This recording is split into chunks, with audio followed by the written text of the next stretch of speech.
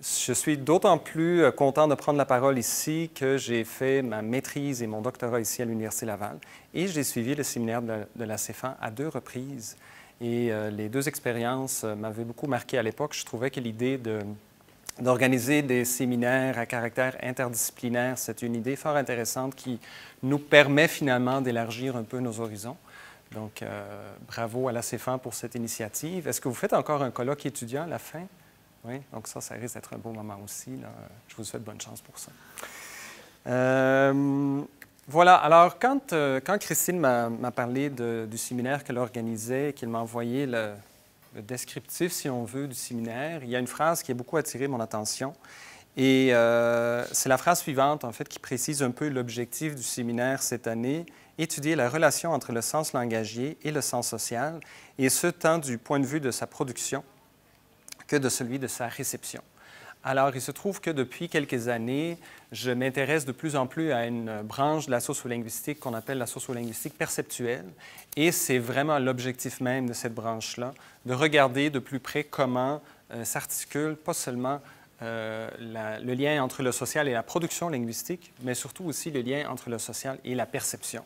Hein, parce que qui dit interprétation, identité sociale parle nécessairement ou dit nécessairement perception.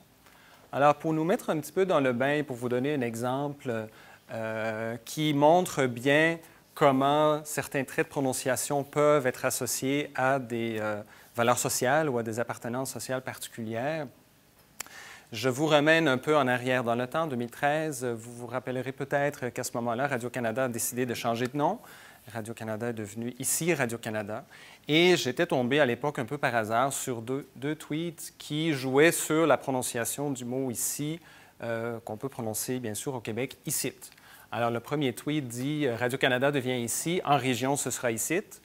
Et le deuxième tweet dit « Ici ouvrira une chaîne locale pour Hochelaga qui s'appellera icite ». Donc ce qui est intéressant de voir ici, c'est qu'il y a une prononciation qui est mise de l'avant, qui est clairement associée ici à, disons, des espaces géographiques. On parle de la région, on parle d'Hochelaga, un quartier à Montréal. Mais on voit très bien aussi que ces 2 espaces-là sont investis de valeurs sociales. Il n'y a pas simplement de lien avec l'espace géographique, il y a également des valeurs sociales dont ces espaces-là sont investis. Et on parle à ce moment-là, dans la terminologie des sociolinguistes, de la valeur indexicale en ce cas-ci, d'une prononciation particulière. Donc, l'idée, en fait, c'est de voir qu'une prononciation peut avoir potentiellement, ou peut devenir potentiellement, un marqueur d'appartenance sociale. Et c'est vraiment cette question-là que je me propose d'aborder avec vous aujourd'hui. Pourquoi le regard sur l'accent? Parce que très souvent, du point de vue de la sociolinguistique, on considère que l'accent, c'est probablement une des dimensions de la langue qui est la plus à même, en quelque sorte, de jouer ce rôle de marqueur d'identité et de marqueur d'appartenance. Alors, voici les différents points que je veux aborder avec vous aujourd'hui. Je vais commencer par définir ce que j'entends ici par accent dans le cadre de la conférence. Je dirai par la suite quelques mots sur cette branche de la sociolinguistique que j'ai nommée la sociolinguistique perceptuelle, qu'on nomme aussi parfois la dialectologie perceptuelle. Je vous donnerai un certain nombre de repères théoriques et méthodologiques. Et ensuite, je vais vous présenter des résultats de 2 études menées dans le cadre de la sociolinguistique perceptuelle. Et on va essayer de voir qu'est-ce qu'on peut retirer de ce genre d'études-là du point de vue du lien entre la langue et le sens social. Donc, je commence premièrement par la notion d'accent, qui est une notion en quelque sorte problématique lorsqu'on essaie de la délimiter, d'autant plus que ce que signifie un accent pour le locuteur non initié, ce que signifie l'accent pour le linguiste, ce n'est pas nécessairement exactement la même chose. Hein. Donc, disons qu'aujourd'hui, je donne ici la définition suivante qui est généralement celle qu'on retient en sociolinguistique. Donc, l'accent, c'est un ensemble de traits sonores, soit phonétiques, soit phonologiques, donc vraiment la réalisation d'un certain nombre de phonèmes, donc le timbre d'une voyelle, par exemple, ou encore des traits prosodiques, donc le débit, le rythme, la courbe intonative, etc.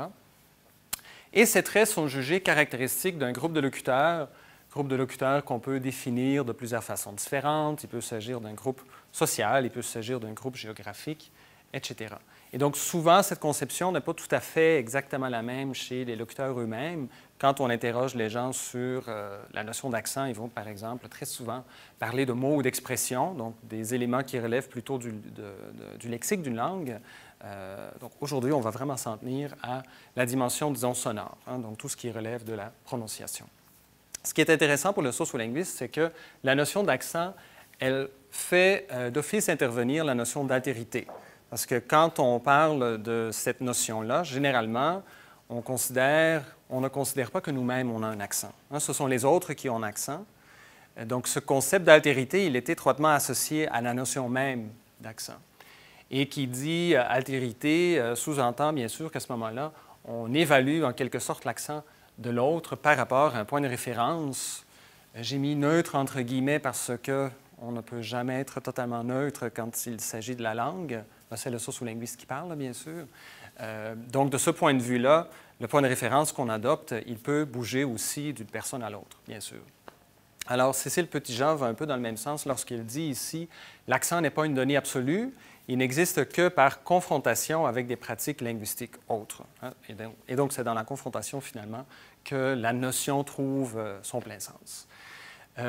Cela veut dire aussi que, parfois de façon implicite, la notion même d'accent, elle repose aussi sur une forme de hiérarchisation. Et à cause de cette hiérarchisation des accents, ça ouvre la porte, potentiellement, à des formes de stigmatisation de certains accents, voire de certaines formes de discrimination. Pourquoi? Parce que la plupart du temps, les accents sont soumis à des jugements, des jugements qui se situent, donc, si on veut, sur un continuum de valeurs, un continuum axiologique.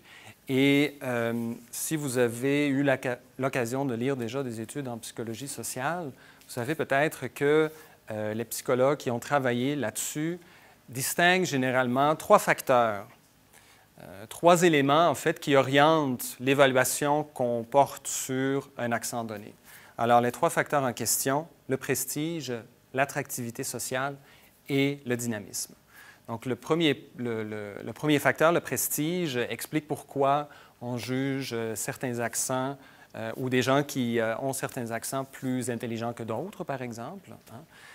Le facteur de l'attractivité sociale, explique pourquoi on peut trouver quelqu'un sympathique à cause de son accent, pourquoi on peut trouver un accent plus joli qu'un autre accent. Et l'aspect du dynamisme, on retrouve ça, par exemple, dans des commentaires du type ça, c'est un accent un peu conservateur par rapport à un autre qui est jugé moderne. Ce qui est intéressant de voir pour le sociolinguiste, c'est que le même accent, en fait, peut très souvent donner lieu à des jugements qui peuvent être contradictoires. Je reprends ici un exemple, un sociolinguiste marseillais, Gasquet Cyrus, qui s'est beaucoup intéressé à l'accent du sud de la France et notamment celui de Marseille. Et il note que l'accent chantant, mignon, ensoleillé, qui sont des caractéristiques qu'on associe souvent à l'accent sur lequel il travaille, font certainement appel à des considérations plutôt positives, si on veut. Ça veut dire que l'accent est jugé agréable, musical, etc. Mais en même temps, il y a aussi un jugement de valeur plutôt négatif qui est associé à ça. L'accent est peut-être jugé agréable, mais il ne fait pas nécessairement très sérieux et il peut être considéré comme s'il ne paraisse.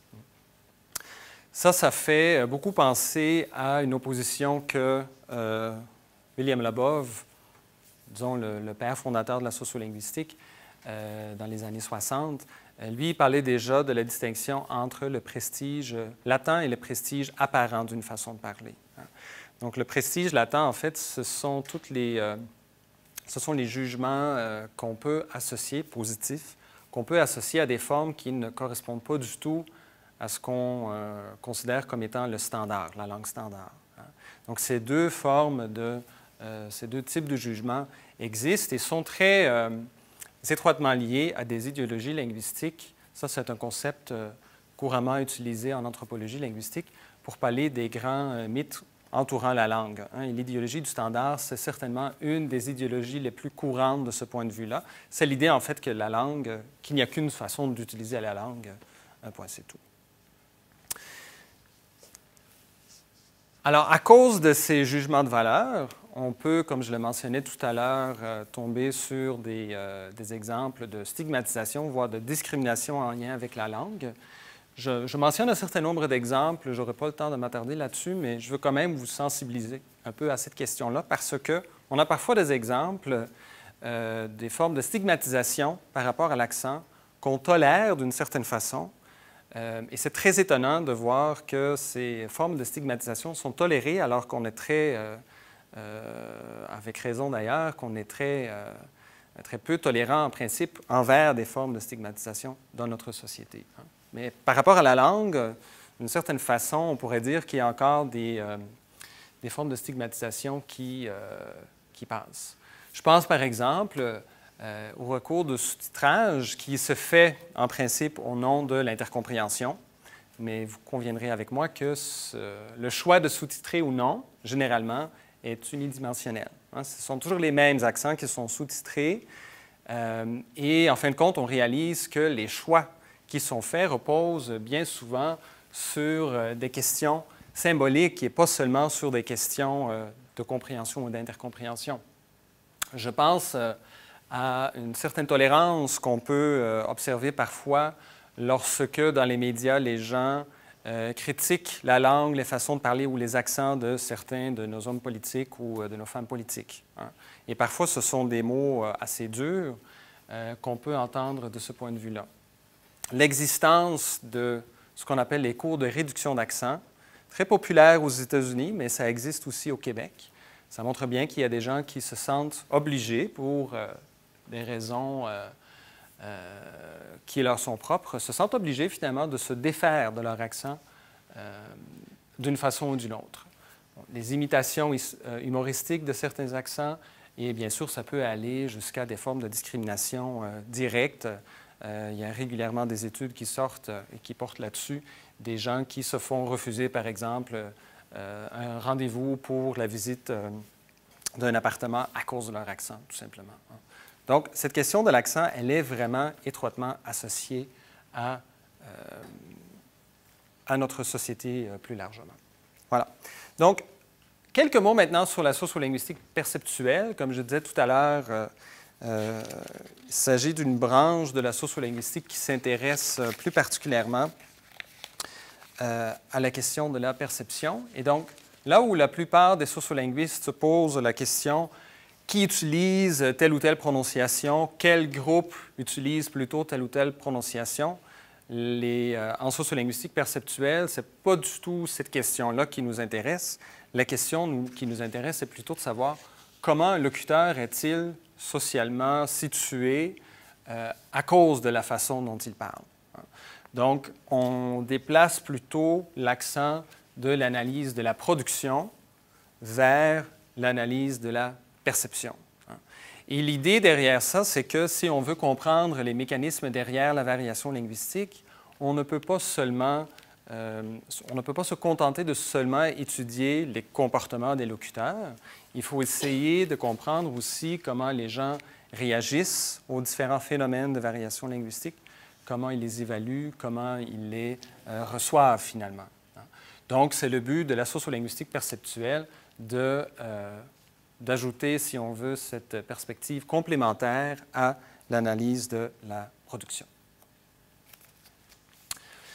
En fait, pour être un peu plus précis, on peut dire que la sociolinguistique perceptuelle, ça s'inscrit dans un courant qui a vu le jour aux États-Unis et qui est connu sous l'appellation folk linguistics en anglais. En français, il y a eu toutes sortes de tentatives de traduire cette appellation. Je retiens ici celle de linguistique profane, mais vous allez parfois tomber sur d'autres traductions, notamment linguistique populaire. Linguistique profane, en fait, c'est la traduction aussi de ce qu'on appelle en allemand la Laienlinguistik. Hein. Donc, l'idée, c'est vraiment d'opposer ce que dit le spécialiste de la langue et ce que dit le locuteur lui-même, qui n'est pas un linguiste, qui n'est pas un spécialiste. C'est un courant qui se développe depuis les années 80. Et il y a deux personnes, deux chercheurs qui sont étroitement associés à l'avènement de cette discipline-là, Dennis Preston et Nancy Niedzilski, donc deux linguistes américains. Donc l'objectif dans cette approche, étudier comment les non-linguistes perçoivent les phénomènes de variation linguistique. Et là, la variation peut s'agir de variation géographique ou de variation sociale. Et étudier comment ils établissent des frontières, qui sont forcément subjectives, entre leurs pratiques et celles des autres. Et là où l'approche perceptuelle me semble particulièrement intéressante, c'est qu'elle permet aussi aux linguistes de se donner des repères lorsque vient le temps d'utiliser l'étiquette variété de langue. Souvent, quand on s'intéresse à la variation linguistique, on va utiliser le concept de variété de langue pour désigner un sous-ensemble de pratiques à l'intérieur d'une langue donnée. Et c'est une construction du linguiste qui peut être d'autant plus pertinente lorsqu'elle correspond aussi à quelque chose qui fait du sens aux yeux ou aux oreilles du locuteur lui-même. Et donc, la sociolinguistique perceptuelle cherche à comprendre de quelle façon, en fait, les locuteurs établissent des frontières et perçoivent à leur propre façon des variétés linguistiques. Donc, finalement, on se rend compte que cette notion de variété de langue, ce n'est pas seulement un objet empirique, quelque chose qu'on observe, mais c'est aussi une construction qui peut être idéologique, qui peut être aussi orientée par nos représentations. Je cite ici Annika Falker qui le dit dans ses propres mots, « La variation régionale n'a de réalité sociale que si elle est identifiée comme telle par les locuteurs. » Bon, naïf, moi j'utiliserais peut-être profane dans cette situation-là, ou dans cette citation-là. Oui, je disais ici que l'objectif de la sociolinguistique perceptuelle, c'est de comprendre comment les locuteurs perçoivent les phénomènes de variation linguistique. J'ajouterai une précision ici parce que le concept de perception peut quand même être problématique. Bon, enfin, problématique, il peut recouvrir des choses assez différentes, en fait. Et quand on parle de test de perception ou approche perceptuelle, on ne parle pas toujours exactement de la même chose. Alors, dans certains cas, je vais vous montrer un exemple de ça tout à l'heure. Dans certains cas, la perception, telle qu'on va l'étudier, est vraiment envisagée comme étant une réaction à des stimuli auditifs réels. Donc, c'est le cas quand, dans une situation expérimentale, on soumet des extraits audio à des participants. Dans d'autres cas, perception est parfois pris comme synonyme de ce qu'on appelle aussi des représentations. Donc, représentations, c'est-à-dire des images mentales qu'on fait de la réalité, qui ne sont pas des constructions qui reposent sur le savoir, mais qu'on a tous intégrées par rapport à la langue notamment. Donc ça, c'est une première distinction à garder à l'esprit. Et deuxièmement, on peut aussi faire la distinction entre la perception comme étant la capacité d'identifier un locuteur sur la base de sa prononciation et la perception comme un jugement de valeur ou une forme d'évaluation qu'on associe à un accent particulier. Donc souvent, quand on parle de perception, on parle d'un de ces quatre éléments qui sont bien sûr théoriquement assez distincts, même s'il y a des liens entre eux. Alors, pour vous donner une idée de ce que font les sociolinguistes perceptuels dans leurs approches, j'ai mis ici une petite liste de différentes méthodes qu'on va utiliser le plus souvent. Alors, ça va de la cartographie perceptuelle, qui est une méthode qu'on a repris en fait à la géographie, qui s'intéresse aussi à l'imaginaire de type spatial des non-géographes finalement, donc des profanes encore une fois. Donc ça consiste à quoi? Ça consiste finalement à donner des cartes vierges à des participants et à leur demander d'identifier sur la carte des régions où, selon les utilisateurs, selon les participants, les gens parlent avec un accent. Dans d'autres études, on demande, à partir d'une liste de régions, de situer les régions en fonction de leur accent perçu ou non. D'autres méthodes reposent vraiment sur des jugements évaluatifs. Donc, on donne, encore une fois, une liste d'accents ou de régions et on demande aux gens de dire si les gens de ces régions-là parlent avec un accent jugé agréable ou non, jugé correct ou non, etc. Le test de perception, donc, qui consiste vraiment à vérifier si on est capable de repérer l'origine de quelqu'un sur la base de sa prononciation. Et dans certains cas, on peut y ajouter aussi des données qualitatives recueillies dans des entrevues semi-dirigées. Alors, dans les études dont je vais vous parler aujourd'hui, ce sont surtout ces deux aspects-là que je vais regarder avec vous.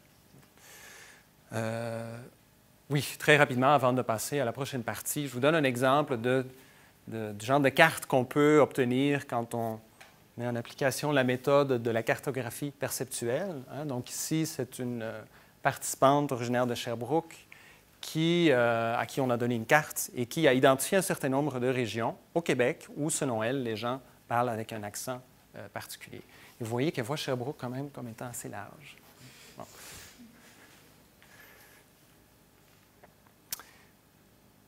Voilà. Alors, on arrive aux accents, les accents du Québec.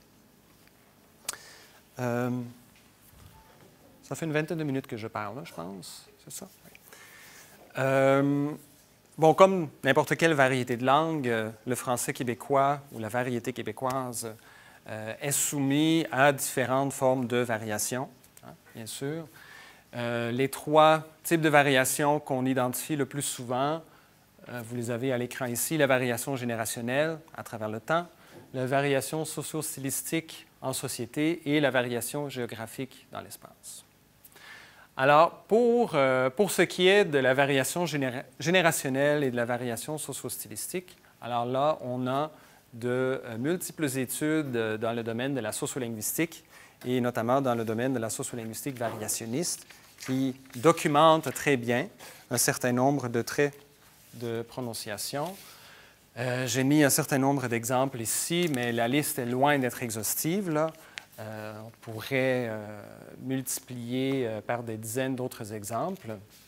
Donc, des exemples parmi d'autres, un certain nombre de travaux portent sur le recul de la variante apicale re, hein, le re, en français montréalais, donc rouge par rapport à rouge. D'autres études portent, par exemple, sur la diphtongaison de voyelles longues, pat, paut, par exemple. Et il y a aussi toujours dans les approches variationnistes toute une série de travaux qui se sont intéressés aux modèles de prononciation utilisés soit dans les médias, Christine a beaucoup travaillé là-dessus notamment, ou encore dans l'enseignement. Hein? Donc il y a quand même un corps d'études assez riche concernant les phénomènes de variation générationnelle et socio-stylistique. Quand on regarde les études qui concernent la variation géographique du français québécois, il y a premièrement eu une série d'initiatives dans le domaine de la dialectologie, notamment dans les années 70 et dans les années 80, des études qui s'intéressent essentiellement à la dimension lexicale. Donc, les différentes appellations, finalement, qu'on peut trouver à travers le Québec pour désigner telle ou telle chose.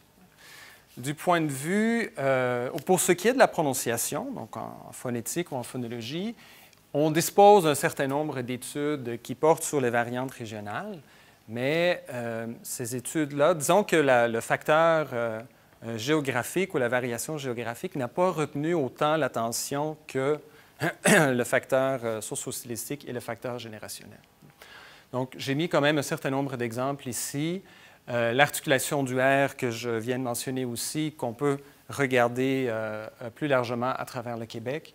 L'ouverture du « est » en finale de mot, par exemple dans le mot « lait » prononcé « la », hein, donc avec l'ouverture qu'on trouve notamment au Saguenay. Vincent Arnaud a aussi travaillé sur la diffusion de l'affrication de tze au Saguenay, encore une fois, dans les années 70. Un autre phénomène, la variante postérieure « en » par rapport à la variante antérieure « en », hein, souvent, qui est en recul, donc la variante antérieure qui est en recul dans les régions montréalaises, etc. Donc, il y a quand même un certain nombre de travaux qui portent là-dessus. Alors, sur la base des travaux dialectologiques que je viens de mentionner, les dialectologues identifient généralement au Québec deux grandes régions linguistiques, la région de l'Ouest, donc autour de Montréal, et la région de l'Est, autour de Québec, avec au centre une frontière à peu près à la hauteur de Trois-Rivières, mais en réalité, le centre, c'est vraiment une zone de transition, si on veut. Donc, encore une fois, cette carte-là a été faite sur la base de données recueillies dans les années 70, publiées dans les années 80. On a très peu de travaux, finalement, qui documentent les différences régionales sur la base d'un nombre de traits assez élevé pour la prononciation. Il y a, je dirais, depuis un certain nombre d'années, un véritable regain d'intérêt pour étudier la variation régionale de la prononciation au Québec. Je pense notamment à un projet comme celui de PFC Québec, PFC pour phonologie du français contemporain, qui est un projet où le volet québécois est dirigé par Marie-Hélène Côté. Ce qui m'intéresse, en fait, moi, c'est pas... Bon, c'est sûr que le volet production m'intéresse aussi, mais ce à quoi je vais m'intéresser aujourd'hui, ce n'est pas tant la production, mais c'est plutôt de voir s'il y a des différences régionales dans la prononciation au Québec. Est-ce que, du point de vue de la perception, ça se traduit par des frontières qui sont établies par les locuteurs, par une capacité d'identifier des gens selon leur région, etc., etc. Et je cite ici un article de Jean Delbecq et Conrad Ouellon qui ont publié à la fin des années 90 un article qui avait pour titre « Peut-on distinguer des variétés phonétiques en français québécois ?» Et ils soulevaient déjà à l'époque la possibilité de répondre à cette question-là sur la base de données perceptuelles. Bon, les auteurs ne parlent pas de perception nécessairement, mais ils parlent de l'image que se font les locuteurs et qui leur sert de gabarit pour identifier la provenance d'un locuteur. Donc, quand ils parlent d'image, ici, en fait, j'appelle ça perception depuis tantôt, mais on a en tête la même chose. Et selon eux, ou une hypothèse qu'ils font, c'est que la distinction entre l'Est et l'Ouest québécois, elle serait aussi perceptible du point de vue de la prononciation. Alors, on va voir si, effectivement, c'est le cas. Et donc, j'en arrive au résultat de 2 études de cas. Très rapidement, l'objectif de ces 2 études, ou les objectifs, était de voir si les Québécois identifient certains accents régionaux. Et le deuxième objectif est de dégager les représentations qui sous-tendent la perception des différences régionales. Alors, ce que je vais vous présenter aujourd'hui, c'est essentiellement cette étude menée à Sherbrooke auprès d'une quarantaine de participants. Et à l'occasion, je vais faire des liens aussi avec une deuxième étude qui a été menée auprès d'une cinquantaine de personnes en Beauce, notamment à Saint-Georges. Pour avoir, en fait, l'idée, la première étude, quand on a fait la première étude, l'idée, c'était de la multiplier dans d'autres régions pour voir si les mêmes constats valent ailleurs au Québec. Et il y a dans ces 2 études, disons que la méthodologie des 2 est pratiquement identique à quelques exceptions près. Donc, les 2 avaient 2 volets. Il y avait un volet représentation et un volet perception au sens d'identification. Et je commence par le volet perception. Donc, il y avait premièrement dans l'étude une question qui est la suivante. En fait, on donnait une liste de 8 régions aux participants. La Beauce, la région de Québec, la Gaspésie, l'Estrie, la région de Montréal, le Saguenay-Lac-Saint-Jean, la Mauricie et l'Outaouais. Et on demandait aux gens de répondre à la question, selon vous, les personnes habitant ces régions parlent-elles avec un accent marqué? Juste par curiosité, est-ce que les gens ici, vous venez plutôt de la région de Québec? Non? Est-ce qu'il y a des gens qui viennent de l'ouest de Montréal, par exemple? Oui? Centre du Québec? Donc, quand même, pour la plupart, vous venez de la région ici. Donc, les réponses à la question, d'abord pour l'étude menée à Sherbrooke. Selon vous, les personnes habitant ces régions parlent-elles avec un accent marqué? Alors, comme vous pouvez le voir, il y a 3 régions pour lesquelles qu'on identifie, en fait, avec un accent marqué. Ça, ce n'est pas vraiment une surprise, hein? Le Saguenay, la Gaspésie et la Beauce.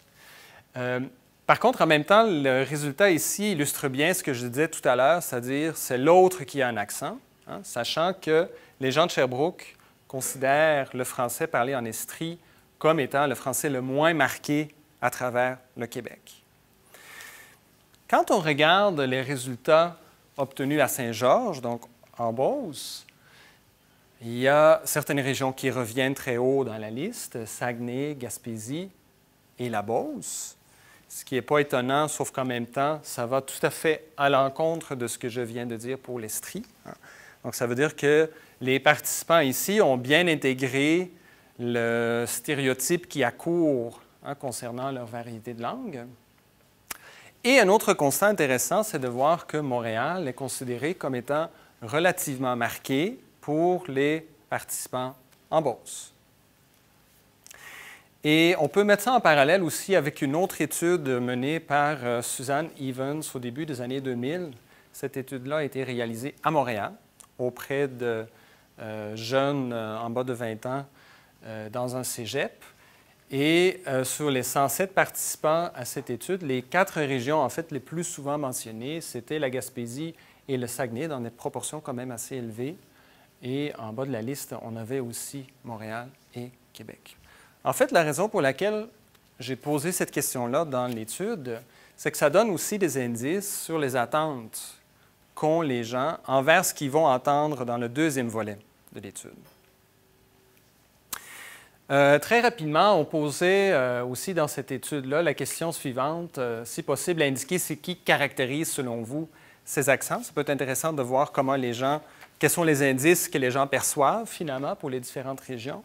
Donc, tout d'abord, il y a un certain nombre de régions pour lesquelles les gens sont un peu plus bavards, c'est-à-dire qu'ils trouvent plus facilement des exemples de traits typiques. Donc, c'est le cas du Saguenay, de la Gaspésie, de la Beauce. Et pour les gens de la Beauce, il y avait beaucoup de commentaires pour Montréal, mais ce n'était pas le cas dans l'étude menée à Sherbrooke. Et bon, ce qu'on trouve, premièrement, ce sont les shibboleths bien connus, là, donc les mots qui ont une prononciation très clairement associée à une région. Pensez à les baleines-baleines, photo-photo, qui sont les exemples classiques toujours mentionnés. Pour la Beauce, on mentionne aussi l'aspiration de je, ham, par exemple, ou la palatalisation de que, comme dans le tuyère. Et pour Montréal, on mentionne aussi la prononciation lavage, donc avec la diphtongue et la postériorisation. Pour le Saguenay, on a le marqueur là qui revient très souvent dans les commentaires. Autre constat, c'est qu'il y a aussi un certain nombre de traits qui sont associés à plusieurs régions. Donc, le R roulé, par exemple, je ne suis pas en train de dire que c'est nécessairement conforme à ce qu'on peut observer, mais c'est comme ça que les gens répondent. Le R roulé est associé à la Gaspésie, à l'Outaouais et à Montréal. L'influence de l'anglais est associée à l'Outaouais, Montréal et Sherbrooke. Donc, vous voyez bien qu'on sort des considérations strictement phonétiques, phonologiques. Et il y a aussi des commentaires d'ordre normatif qui sont intéressants pour une question que je vais vous présenter tout à l'heure. Il y a quelques réponses ou quelques personnes qui considèrent le français de Montréal comme du français dit international. Et des participants de la Beauce parlent souvent, dans leurs commentaires, mentionnent souvent que le français parlé à Québec, c'est du français neutre, c'est du français normal. Voilà. Je reviendrai tout à l'heure sur ces constats-là. Le deuxième volet consistait donc en un test de reconnaissance dialectale, donc un test d'identification.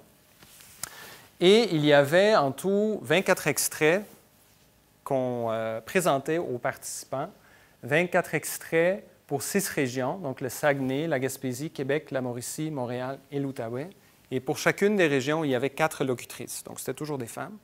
2 locutrices relativement jeunes, donc 30 ans et moins, et 2 locutrices plus âgées, c'est-à-dire 65 ans et plus. Il y avait pour chacune des locutrices 20 secondes. Oui. Et donc des extraits dans lesquels on a essayé, dans la mesure du possible, d'enlever, bien sûr, tous les indices lexicaux qui pouvaient orienter les résultats.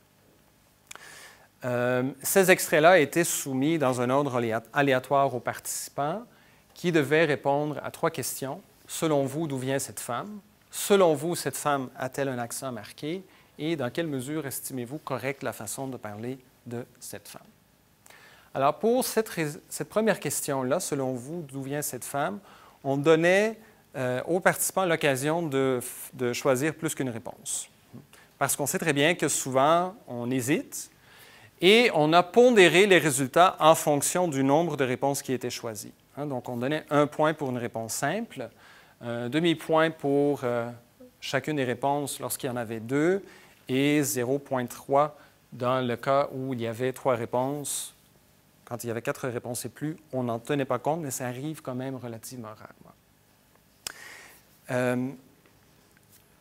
Pour, disons, faciliter un peu les choses, je vais m'en tenir aujourd'hui à vous présenter 5 résultats qui me semblent assez intéressants par rapport à cette étude. Le premier constat, quand on prend l'ensemble des réponses, donc que ce soit les bonnes ou les mauvaises réponses, on note qu'il y a des régions qui sont plus prégnantes, plus dominantes en quelque sorte dans les représentations des participants.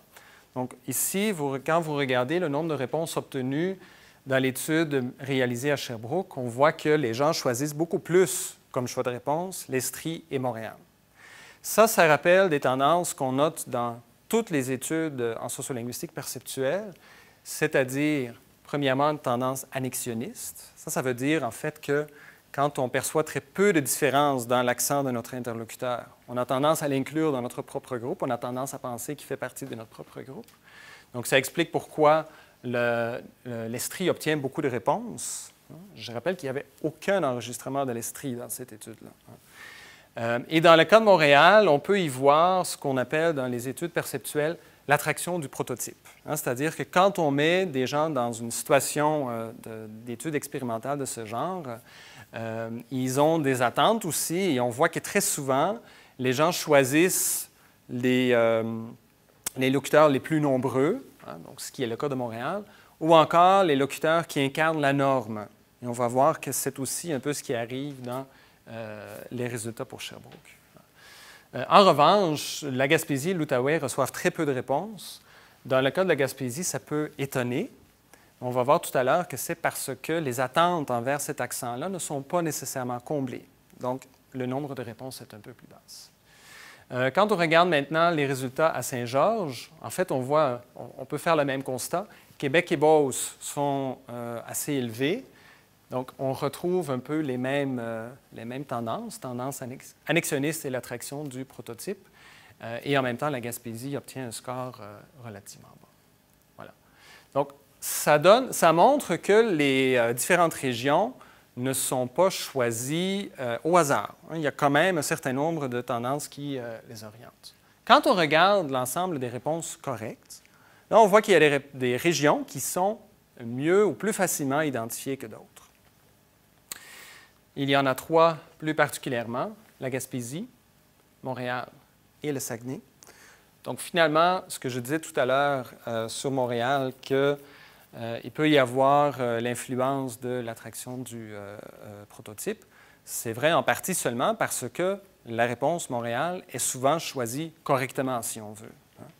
Et d'ailleurs, quand on regarde les différents choix de réponse pour l'ensemble de l'étude, et qu'on compare le nombre de fois où les régions sont choisies correctement par rapport au nombre de fois où les régions sont choisies à tort, alors quand on fait ce calcul-là, le nombre de bonnes identifications est encore beaucoup plus élevé. Donc, autrement dit, quelqu'un qui dit « cette locutrice, selon moi, vient de la Gaspésie », a raison presque une fois sur 2. Et pour les locutrices de Montréal, la réponse est la bonne dans quasiment un cas sur 3. Quand on compare avec d'autres études menées ailleurs dans la francophonie, on voit que le chiffre est quand même relativement peu élevé. Ça s'explique pour toutes sortes de raisons. Je pourrais y revenir pendant la pause, pas pendant la pause, pendant la période de questions si vous voulez. Je vous donne les résultats aussi pour Saint-Georges, donc le nombre de bonnes identifications. Là, on voit que Montréal arrive encore très haut, la Beauce également, et Québec arrive relativement haut aussi. Oui, j'avais des petites animations. En fait, le score obtenu pour Québec est plus élevé dans l'étude en Beauce que dans l'étude en Estrie. Par contre, le choix Saguenay et Gaspésie est relativement bas, et c'est essentiellement parce que le nombre de réponses pour la Beauce est plus élevé. Voilà. Troisième constat, il y a des grandes disparités entre les locutrices. Donc, je vous rappelle qu'il y avait 4 locutrices par région. Il y a des locutrices qui sont très bien identifiées. Il y a d'autres locutrices qui sont moins bien identifiées. Et dans certains... En fait, ça soulève toute la question de la représentativité, en fait, des gens qui ont été choisis aussi pour les extraits. On pourra en rediscuter aussi pendant la période de questions. Mais il y a d'autres éléments qui entrent visiblement en ligne de compte, dont l'âge. On voit par exemple que pour les locutrices gaspésiennes, les plus jeunes sont très peu reconnues, alors que les locutrices plus âgées sont assez bien reconnues comme étant originaires de la Gaspésie. Bon. Ça peut être un indice qu'il y a des éléments typiques de l'accent gaspésien qui sont en recul dans la jeune génération. Alors qu'à l'inverse, quand on prend les résultats pour Québec, on voit que les locutrices âgées sont moins bien identifiées comme étant de Québec, mais les deux jeunes filles le sont dans des proportions plus élevées. Donc, ça veut dire qu'il y a des traits qui disparaissent, comme en Gaspésie, mais ça montre aussi que dans d'autres régions, il y a d'autres traits qui apparaissent et qui peuvent contribuer à davantage caractériser l'accent de cette ville. Voilà. Et donc, vous voyez très clairement les disparités qu'il peut y avoir. Là, tout à l'heure, je vous ferai entendre peut-être pendant la période de pause les extraits. On voit par exemple que pour les 2 jeunes montréalaises, il y en a une qui est reconnue comme montréalaise dans presque 40% des cas, et l'autre, on ne l'aperçoit pas du tout comme étant une montréalaise. Voilà. Dans le cas du Saguenay, il n'y a pas de différence entre les générations, hein, donc ça semble relativement stable pour cet accent-là. 4e constat, quand on applique aux résultats la méthode qu'on appelle en anglais le scaling et qu'on appelle en français la classification ascendante hiérarchique, en fait, ça permet de faire ressortir les extraits qui donnent lieu au même choix de réponse, donc qui font l'objet d'une perception similaire, si on veut. Et quand on regarde les résultats ici sur le dendrogramme, on voit qu'il y a 3 groupes d'accents, ou 3 groupes d'extraits, qui ressortent. Un premier groupe d'extraits que les gens associent essentiellement à Québec, à l'Estrie ou à Montréal. Un deuxième groupe d'extraits qui sont associés surtout à la Beauce, à la Gaspésie et au Saguenay. Et un troisième groupe d'extraits pour lesquels, disons, la perception est un peu plus diffuse, c'est-à-dire qu'il n'y a pas vraiment d'étiquettes qui ressortent clairement. Alors, quand on regarde les différentes régions qui sont choisies, on peut voir ici une frontière entre le Québec plus urbain par rapport au Québec plus rural, ou le Québec des régions, disons. Donc, la frontière entre l'Est et l'Ouest, dont je parlais tout à l'heure, ne semble pas du tout jouer ici. Par contre, la frontière entre les villes et les régions semble jouer davantage. Et quand on regarde les combinaisons, tout à l'heure, je vous disais que les gens pouvaient cocher plus qu'une réponse. Quand on regarde les combinaisons qui reviennent très fréquemment, on voit que souvent, c'est exactement ces choix qui sont faits. Hein? Donc, Québec, Montréal, Estrie et Beauce, Saguenay, Gaspésie. Et le dernier constat, je fais le lien maintenant avec le degré de marquage. Je vous rappelle 2 autres questions qui étaient posées. Selon vous, cette femme a-t-elle un accent marqué? Dans quelle mesure estimez-vous correcte sa façon de parler? Alors, sans surprise, plus un accent est jugé marqué, moins il est jugé correct. Mais il y a aussi une corrélation avec les réponses en termes de région, dans la mesure où les accents jugés peu marqués sont généralement associés à Québec, à Montréal ou à l'Estrie. Et à l'inverse, les accents jugés marqués sont associés essentiellement à la Beauce, à la Gaspésie ou au Saguenay. Et donc, je vous donne ici, encore une fois, on pourra les écouter pendant la période de questions, 2 locutrices. La première qui obtient le score le plus bas pour le degré de correction, donc on juge que son accent est peu correct. Elle est perçue comme beauceronne de Saguenay ou gaspésienne, essentiellement, et, alors qu'elle ne l'est pas du tout, elle vient de l'Outaouais.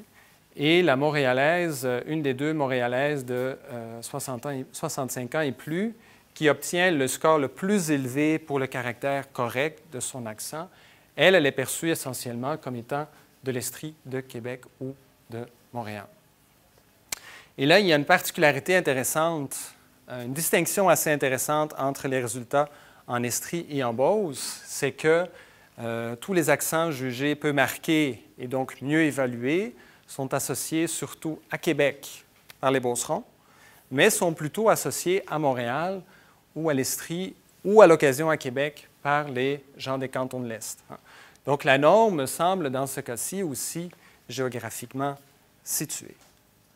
Voilà. Alors je conclus rapidement. Je pense qu'on peut dire sans se tromper qu'il y a une hétérogénéité linguistique sur le plan géographique dans le français québécois qui ne passe pas inaperçue auprès des auditeurs. Donc l'espace géographique est visiblement investi de valeurs sociales. Il existe des frontières perceptuelles et on peut repérer des macro-catégories, si on veut, qui font ressortir ici une différence entre un accent rural, bon, c'est moi qui ai choisi l'étiquette ici, là, versus un accent urbain normé, même s'il y a des régions qui ont un statut un peu plus incertain dans la perception. Cette perception est orientée par des représentations. Je vous ai parlé de l'attraction du prototype, mais on a vu aussi que le marquage perçu joue un rôle. Donc, visiblement, la perception se fait d'abord dans des catégories très peu, qui opposent, un peu binaires, si on veut, c'est marqué, c'est non marqué, et ensuite, ça peut se raffiner selon les cas. Et la norme, donc, dans ce cas-ci, les accents perçus comme étant corrects, semblent géographiquement situés, puisque pour les participants en Estrie, c'est surtout l'Estrie, Montréal et parfois Québec qui sont associés aux accents jugés corrects, alors que les Beaucerons choisissent plutôt l'accent de Québec. Voilà, je vous remercie. Merci beaucoup, Wen. Donc, j'ouvre la période de questions. Je vais vous amener le microphone. Et je vous invite aussi à vous identifier pour les locuteurs, les auditeurs en ligne. Donc, des questions. Voulez-vous que je revienne sur les extraits, que je vous les fasse entendre un peu? Oui. Je vais commencer par ces deux extraits-là. Si je trouve ma flèche. Ah oui, je l'avais ici, c'est pour ça. Donc, une locutrice de l'Outaouais dont l'accent est jugé très marqué et très peu correct. On écoute, moi, l'hiver, beaucoup comme tu... Moi, je ne suis pas une fille pour regarder des films, je trouve ça trop long. Si c'est trop long, je reste assis là pour... mais tu sais, des petits téléromans, là, ça, je vais regarder ça. J'aime beaucoup des émissions de variété, des choses de même. Mais quand il commence à faire beau, comme c'est ici, là. Et complètement à l'opposé du spectre, si on veut, en termes de marquage, une locutrice de Montréal.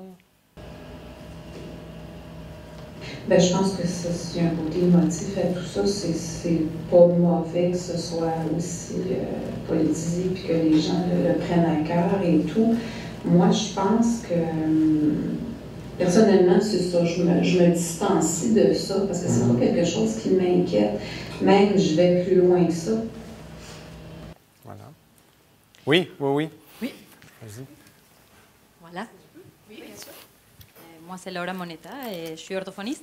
Et en réalité, je me demandais au niveau des études, je trouve ça très intéressant, merci, et je me demandais jusqu'à quel point il y a eu un contrôle en ce qu'ils produisaient lors des extraits. Est-ce que c'était du discours spontané? Est-ce que c'était une entrevue dirigée? Est-ce qu'ils parlaient des mêmes sujets? Jusqu'à quel point il y avait un contrôle du lexique utilisé? Ou est-ce qu'on basait surtout au niveau de la prosodie ou est-ce qu'on contrôlait un peu le type de mots? Parce que le type de mots va beaucoup nous guider vers une région ou une autre. Donc, j'aimerais savoir un peu quel a été le contrôle qui fut donné à ces deux facteurs.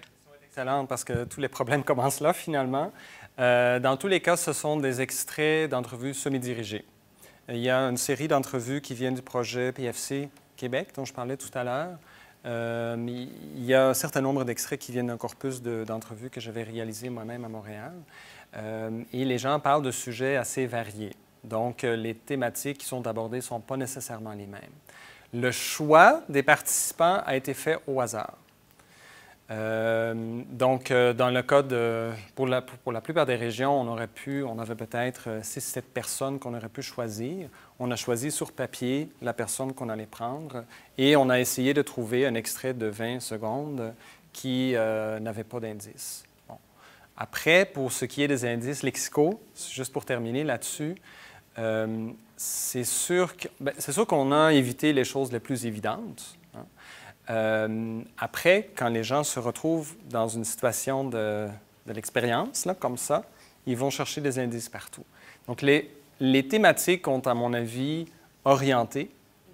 Et ça serait intéressant de regarder ça de plus près, en fait. C'est exactement la suite de ma question. C'était si vous avez réfléchi au fait de regarder un peu jusqu'à quel point il y a un lien entre la thématique choisie lors de l'interview semi-dirigée et la région à laquelle il est associé. Parce que la pertinence sociale va venir jouer aussi ce qu'ils ont dit. Absolument. Je faire une toute petite question. Moi, j'ai toujours beaucoup de questions, je m'excuse. Une autre petite question. Je me demandais aussi si, suite à demander aux participants de quelle région ils venaient, on leur demandait pourquoi. Pourquoi ils avaient choisi cette région-là? C'est quoi qui avait attiré leur attention pour choisir cette région? Oui, il y avait cette possibilité-là. J'en ai pas parlé, en fait, parce que déjà que j'ai eu de la difficulté à tout mettre en 45 minutes. Non, c'est après. Mais il y avait effectivement une petite case dans le questionnaire. S'il y a des éléments qui ont influencé vos réponses, vous pouvez les noter ici. Mais ça n'a pas donné des choses si intéressantes que ça, en fait. Oui, c'est très dommage. Mais je pense que c'est le test était quand même assez long. 24 extraits, ça peut paraître assez vite, là, mais ça prenait quasiment 3/4 d'heure, 1 heure. Donc, il y a un effet de lassitude aussi à la fin. Et comme tout se passe quand même assez rapidement, je pense que les gens n'avaient pas nécessairement le temps de vraiment... Mais ça, avec des entrevues un peu plus en profondeur, ça pourrait être plus intéressant. Ouais. Ouais. Une dernière,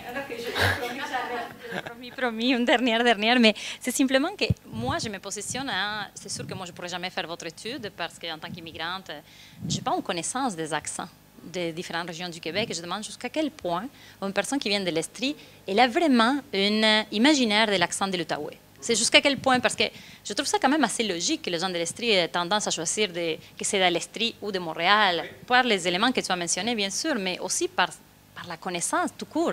J'ai un cousin qui est de Montréal, l'autre cousin qui vient, je ne sais pas. Mais voilà.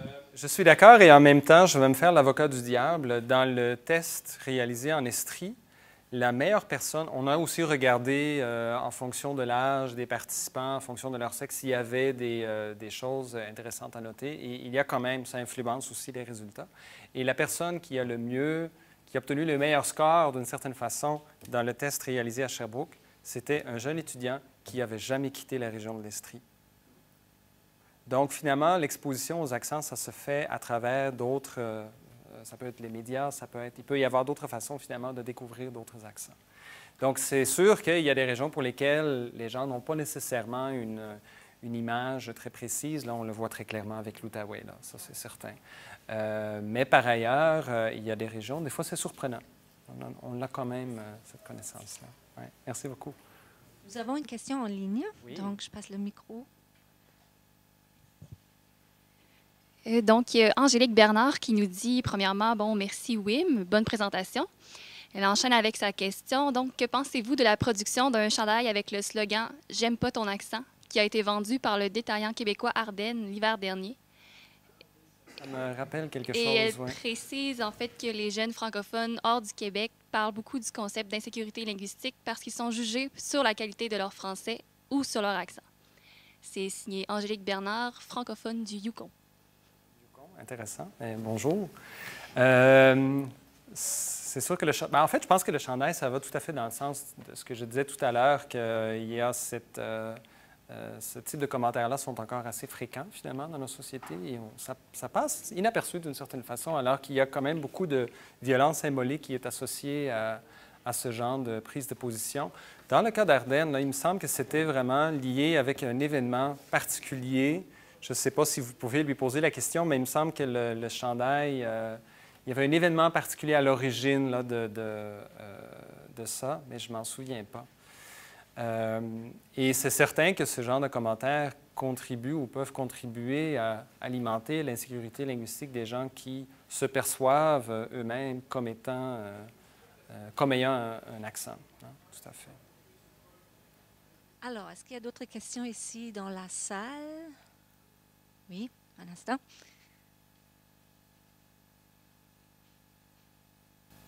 Bonjour, merci pour cette communication. On s'entend? Oui. Merci pour cette communication. Jan Lazar, Université d'Ostrava, République tchèque. Je me pose la question parce que, premièrement, je me pose la question, qu'est-ce que c'est standard dans le contexte québécois? Parce que nous étudions le français comme une langue étrangère et pour nous, standard, c'est le pari. Et très souvent, on parle de l'accent québécois, on le présente comme l'accent le plus marqué. Donc, c'est ma première question. Qu'est-ce que c'est standard dans le contexte canadien? Où est la norme? Vous ouvrez un débat qui dépasse largement. Moi, je répondrais tout simplement que le standard, en général, on l'associe. Il y a des modèles linguistiques différents dans toutes les sociétés. Et les modèles linguistiques varient d'une communauté francophone à l'autre, bien sûr. Et ce qui est... Il faut distinguer la norme, on est bien d'accord. Oui, tout à fait. Mais si je vais m'en tenir à mes données, parce que c'est là qu'on peut faire des constats qui se basent pas seulement sur des intuitions, mais sur des choses un peu plus solides. Si on reprend les résultats... Bon, j'avance tranquillement. Les résultats qui avaient cette connotation normative, les résultats à la question qui avait une connotation normative, on voit bien que quand on perçoit l'accent comme étant non marqué, il y a ces 3 choix de réponse qui reviennent le plus souvent.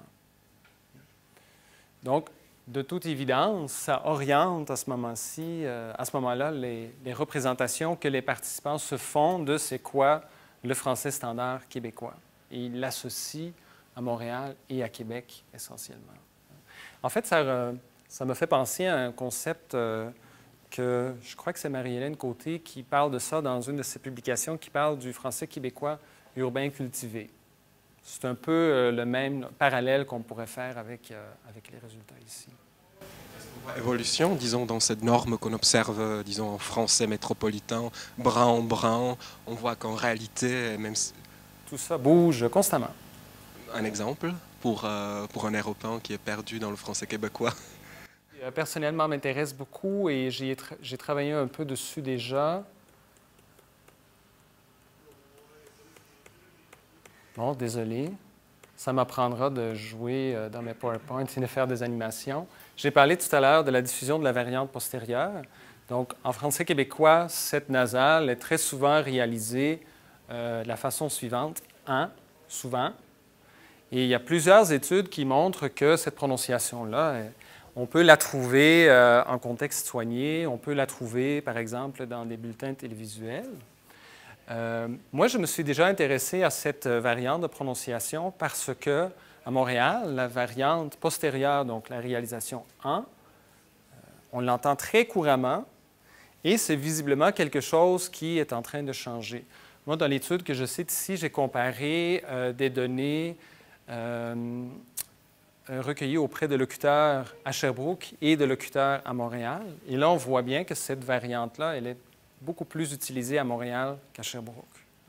Donc, potentiellement, cette variante-là, ou cette prononciation-là, elle évolue et si je vous en reparle dans 25 ans, il est fort à parier que cette variante-là va avoir gagné du terrain. Bonjour, je suis Joanie. Et en fait, j'ai une première courte question. Je ne sais pas si ça a déjà été dit. Est-ce que toutes les personnes interrogées à Sherbrooke et en Beauce étaient des locuteurs natifs du français au Québec? OK. OK. Mais la réponse est oui. Parfait. Parce que moi, ben là, on a eu des questions de 2 personnes qui ne sont pas locuteurs natifs du français au Québec. Et là, je me suis dit... En fait, je me suis posé la question si ça vous intéressait de peut-être aller pousser, voir la perception des immigrants ou des locuteurs natifs du français, mais d'ailleurs, leur perception par rapport aux divers accents, si justement, eux, ils voient les mêmes marques que nous et s'ils remarquent vraiment des différences de la même manière qu'on le fait. Là. Ça peut être très intéressant, Ça peut être très Oh, intéressant. oui, oui, Ouais. absolument, absolument. C'est finalement un commentaire. Moi, j'ajouterais que tu cherches toujours un projet. Ça pourrait être un projet pour toi. Donc, il y a une autre question ici. Allô? Une dernière réaction. Je crois qu'il y a Hélène Blondeau qui vient aussi dans le séminaire. Elle a déjà travaillé sur la perception, mais c'était la perception de la prononciation chez des immigrants installés au Québec. Je ne sais pas si c'est de ça qu'elle va vous parler, mais peut-être que oui, donc ça risque de vous intéresser à ce moment-là. Mais c'est un beau sujet. Oui, donc moi, c'est Sarah-Ève. J'aurais une question plus du côté des locuteurs qui ont été utilisés. Entre autres, je viens de la Gaspésie, donc je sais que là-bas, ça change beaucoup d'un village à l'autre, les accents. Donc, est-ce que ça a été un peu contrôlé, des gens qui venaient un peu de partout? Ou c'était vraiment des gens qui venaient d'une place contrôlée, admettons Gaspé, ou je voyais Grande-Rivière tantôt? Toutes les locutrices venaient de la même localité ou du même village ou de la même ville. Dans le cas de la Gaspésie, c'était Grande-Rivière. Oui. Donc, Baie-des-Chaleurs. Ça aurait pu changer beaucoup. Gaspésie, parce que le nord et le sud, là, c'est différent. Si vous voulez, je pourrais, parce que j'avais les extraits de 2 locutrices gaspésiennes. Pour vous faire plaisir, on pourrait peut-être les entendre si on a le temps.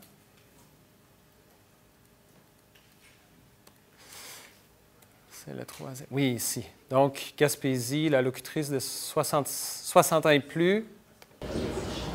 Mon Dieu, moi, je n'ai pas grand souvenir, même qu'elle a parlé, j'ai appris des choses. Moi, ce que je me rappelle, je la suivais partout, parce qu'elle était plus vieille que moi, des fois. Elle m'envoyait, se retournait, elle m'envoyait un là. Puis, je me rappelle, je tombais le pelouse, puis là, j'allais voir père au magasin, puis il me donnait une liqueur. Surtout vers la fin, on reconnaît certains traits. Et la plus jeune... Parce que moi, je veux me créer genre un centre,